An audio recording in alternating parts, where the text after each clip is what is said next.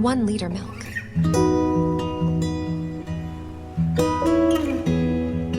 Bring it to boil. 1 piece bread slice. Cook on high flame until half. 1 teaspoon lemon juice. Cook for 5 minutes. 1/3 cup desiccated coconut. 1/2 teaspoon green cardamom powder. 95 grams sugar.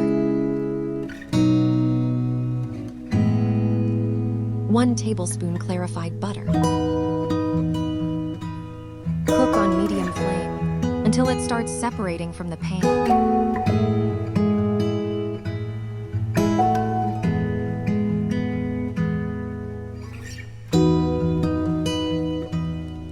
Spread butter paper.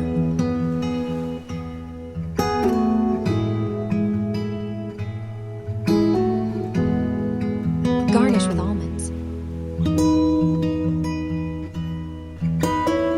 Let it to cool down, then cut in pieces.